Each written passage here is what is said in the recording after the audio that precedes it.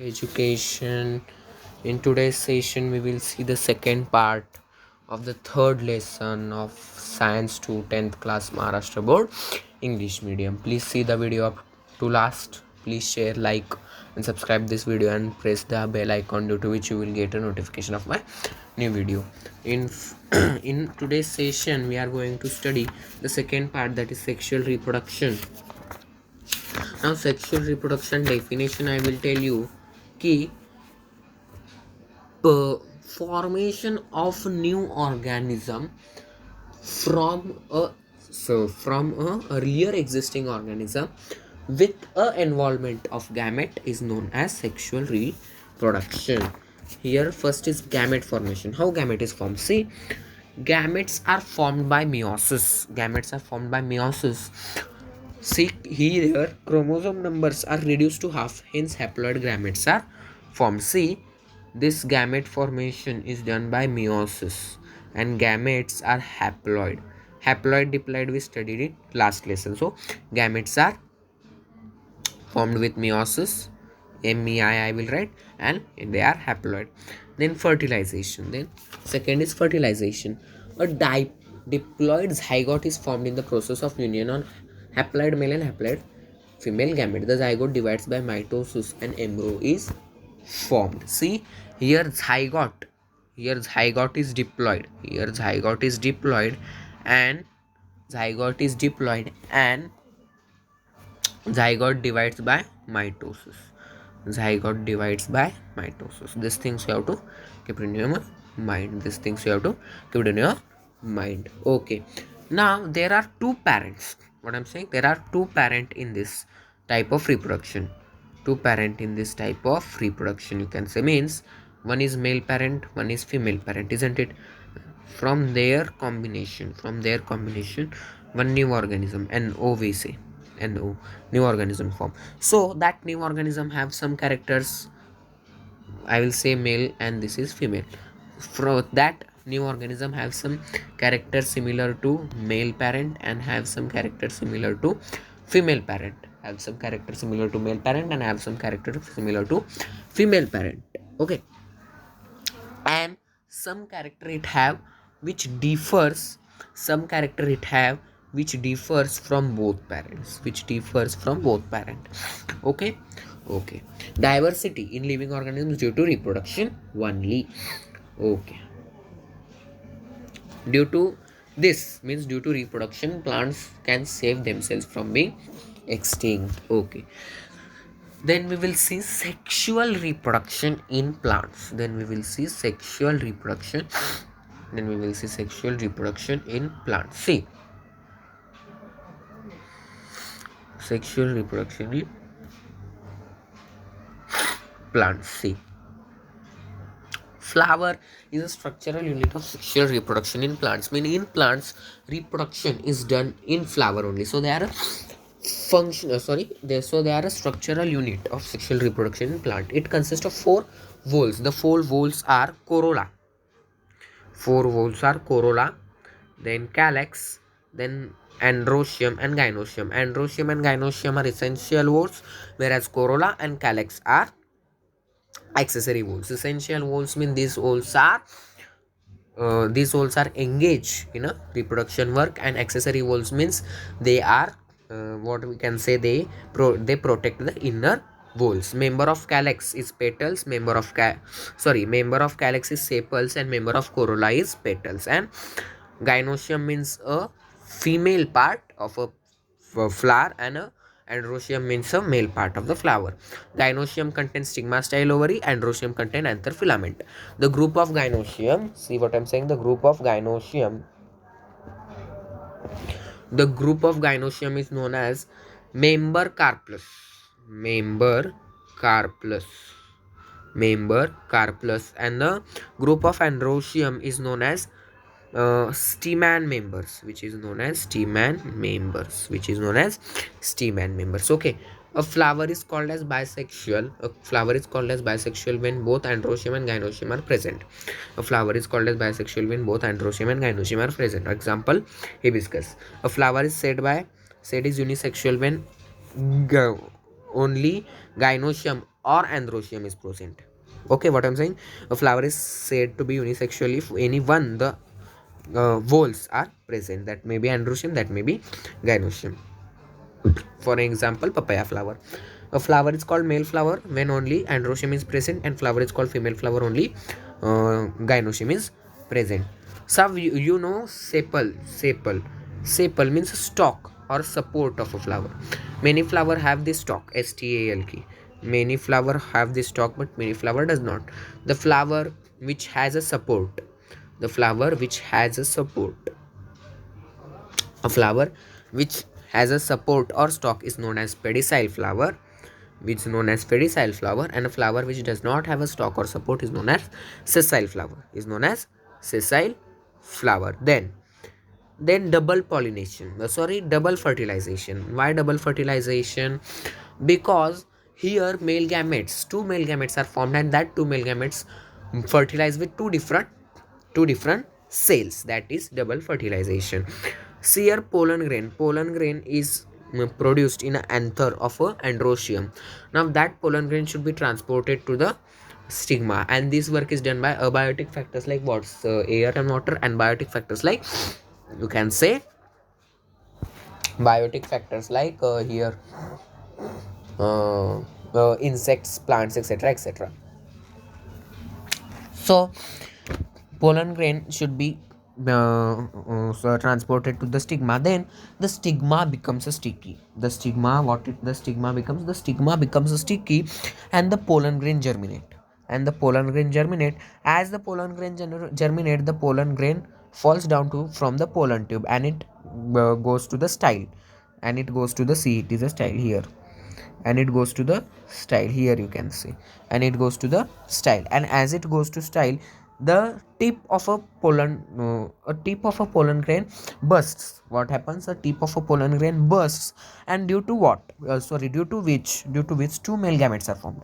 Two male gametes are released, we can say. Two male gametes are released. As tip bursts, here you can see two male gametes are released. One male gamete fertilizes with one male gamete fertilizes. See, this is a embryo sac. Their view, this view, big view is seen here. One male gamete is fertilized with egg cell, and one male gamete is fertilized with polar nuclei. Is fertilized with polar nuclei. Is fertilized with polar nuclei. Due to double fertilization, means one male gamete egg cell fertilization also, and one male gamete and polar nuclei fertilization also. So two times fertilization are there, so it is called as double fertilization in angiosperms. Double fertilization in angiosperms. Okay. Then we will go through the seed germination. How did seed germination? See, I will tell you a simple chain of that. First, zygote is formed in a in a ovary of a zygote is formed in a ovary of a flower. Correct, it is. First zygote is formed in the ovary of the flower. Then a seed is formed. From that seed, plant is formed. Again that plant do sex, and again zygote is formed. Again seed, again plant. Again zygote, again seed, again plant. So this the continuity is remains there. Oval develops into seed, and ovary into fruit after fertilization. So the ovary is converted into fruit after fertilization. Seeds fall upon the ground when fertilization over, and the seeds are formed. That seeds are falling to the ground, and due to which they germinate in the soil under the favorable conditions. Zygote develops at the cost of food stored in the endosperm and seed, and thus a new plantlet form. This is called a seed germination.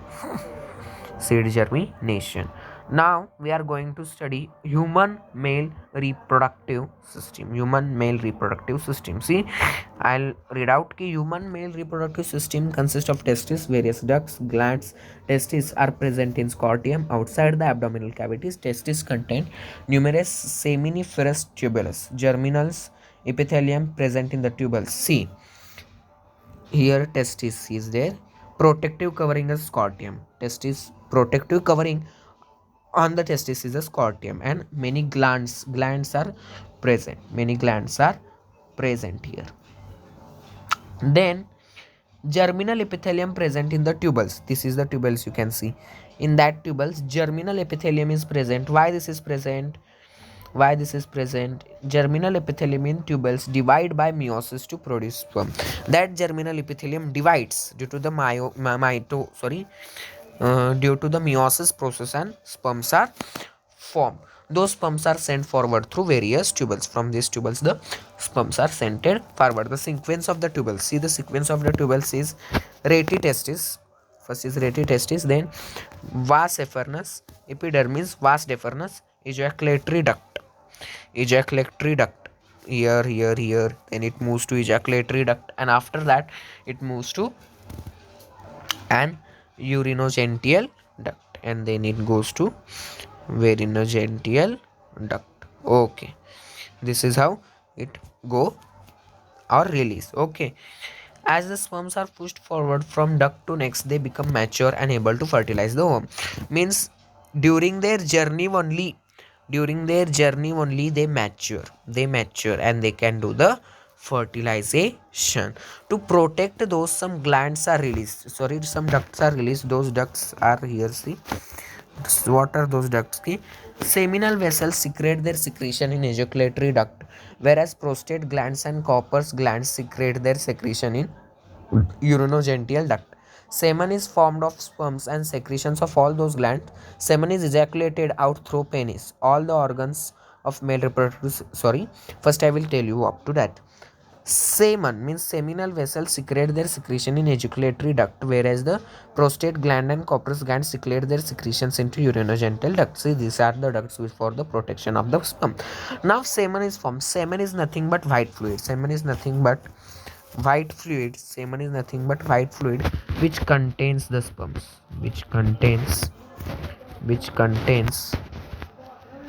The sperms which contains the sperms. This white fluid, through these white fluids only, sperms pass through the penis. Some sperms pass through the penis. Okay, some sperms pass through the penis. All the organs of male reproductive system are in pairs. See, here you can see they are in pairs. See, ejaculatory duct is in pair, testis is pair, but except urinogenital duct, prostate gland, penis, and scorpion, all the things of male reproductive system is in pair. Okay, then is human female reproductive system. I will read first. All organ of female reproductive system are in abdominal cavity. It includes a pair of ovaries. See here, pair of ovaries, one ovary, second ovary. It includes a pair of ovaries, a pair of oviduct, single uretus, and a vagina. Okay, oviduct, uretus, single, and a vagina is there. Besides, a pair of Bartholin gland is also present. Okay. Generally, every month an ovum is released in abdominal cavity alternately from each ovary. From this ovary, every month here you can say alternately what is released, alternately ovum is released. First this will release, then this will release, then again this will, then again this. That is alternately they release the ovum from each ovary free. And if oviduct is funnel like, see, oviduct is funnel like, see, this is a funnel, that is like a funnel. Okay, so funnel like, then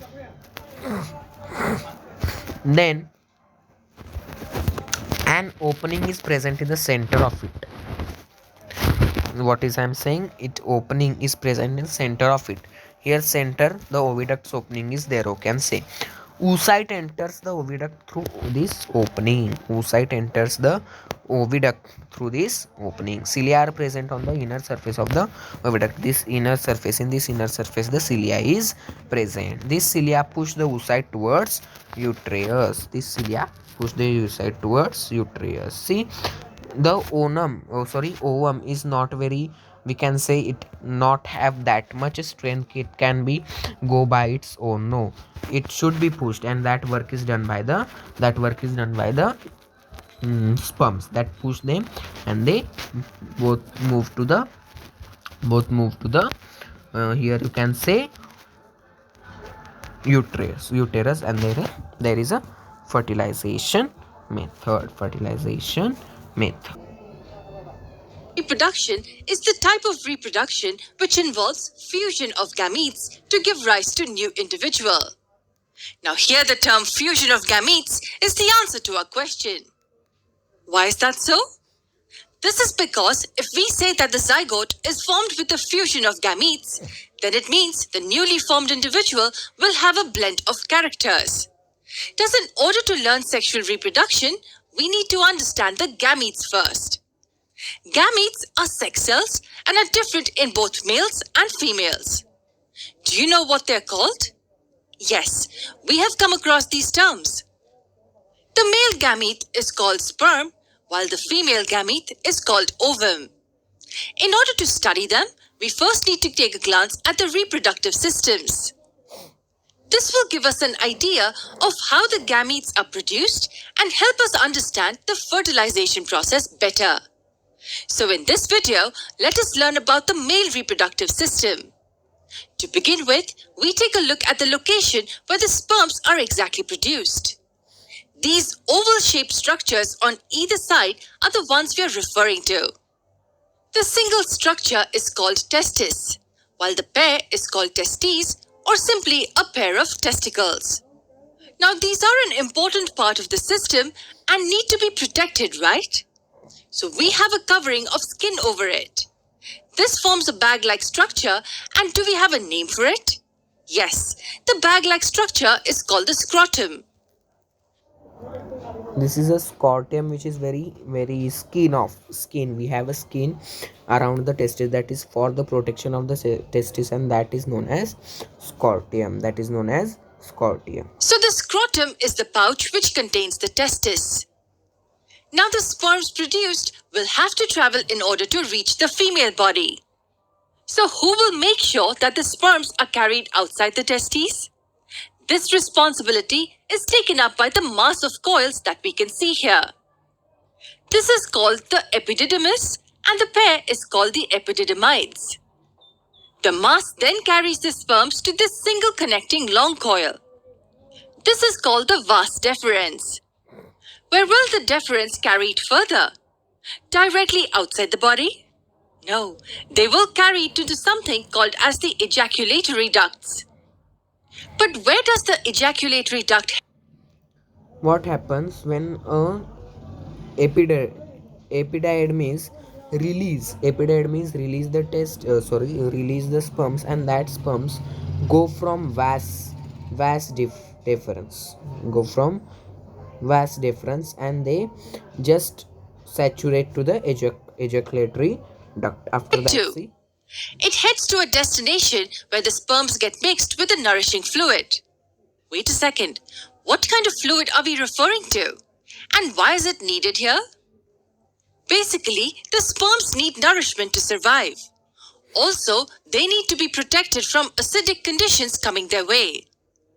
Hence, various glands come to the rescue by secreting a few important secretions. The first one is the seminal vesicle. It secretes a fluid that helps in nourishing the sperms. Can you see this bulb-like structure here? It is the prostate gland which helps in secreting the prostate fluid. Now the sperms floating in the fluids reach the urethra, from where they can be released outside the body. But wait, all the secretions are not yet completed. This P-shaped gland found here gives another important secretion. It is called the Cooper's gland, or even the bulbourethral gland. Now with this secretion, the formation of semen is complete. The semen is simply the fluid carrying the sperms. It is carried out by the urethra, which runs through the penis. Now these sperms will reach the female reproductive system, and only one among all will be able to carry out the fertilization of the ovum. But tell me one thing. Looking at the structure of this single sperm, can you guess whether it is a unicellular or a multicellular structure? It is a single cell. Although the structure may not seem to be that of a single cell, The sperm is definitely unicellular. It bears a head region called the nucleus. Then it has this middle part with the mitochondria for providing energy to swim across. But then who will help in the swimming process physically? That's the business of the tail region. The tail helps in the swimming activity. Now we are done with the basics of the male reproductive system. Let me quickly recap the process we saw above. The sperm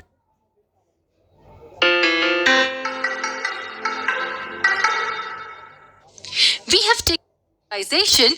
We need to understand the place where this process takes place. Yes, I am referring to the female reproductive system. The site of ovum production, fertilization, and the uterus are all a part of the female reproductive system. Let's have a look at this important system in this video. Do you remember where we began studying the male reproductive system? Yes, it was the site of sperm production. Similarly, we will begin learning from the site of production of the egg cell or simply the ovum. So the journey begins from these oval structures called the ovaries, one ovary on either side. Did you notice that the ovaries are connected to these tube-like structures? But they're not connected directly. If we look at it carefully, we find that there are finger-like projections which connect the two. These finger-like projections are very important for receiving the ovum when released from the ovaries. But do they have a scientific name? Yes, these finger-like projections are called the fimbriae. The fimbriae help to hold the ovum released and also help to sweep it to the tubes present ahead. But why does the ovum require the sweeping activity? Can't it travel on its own? No, it can't. Unlike the motile sperm, the ovum is non-motile. This only I told ki ovum is non-motile, means it has does not have that much strength ki pass the female reproductive system to uterus. So sperm is doing that particular work, you can say. Then here fallopian tube, you can see what The fallopian tubes are the site of fertilization. Yes, it is the fallopian tubes where the sperms are able to fertilize the ovum. And from here, the zygote starts dividing and grows into an embryo. Now, where will this embryo go further? Needless to say, the uterus. We know that the uterus, commonly referred to as the womb, is the site of development of a baby. And when the growth of the baby is completed, it comes out of the mother's body through the vagina. Do we know what the vagina is? It is basically a small passage that opens to the exterior. It is the site where sperms are received in the female's body. On the other hand, the same passage is used for passing the baby out of the body during childbirth. Now that you've learned both the reproductive systems, can you tell me which one is more complex than the other one? Just think for a moment. If you think it is the male reproductive system, then you may be wrong. Yes, the female reproductive system is more complex. The system is designed for the complete process of fertilization as well as the growth and the development of the baby. That is the reason why it is slightly more complicated compared to the male reproductive system. here you can say ki male reproductive system is not very complicated. The work of male reproductive system is only to you can say leave the sperm, but the main function is done in the female reproductive system, that is fertilization and development of the baby. So the female reproductive system is more complex. This was just an overview of how the female reproductive system is. We would get to know how every organ in this system works efficiently when we understand the process of.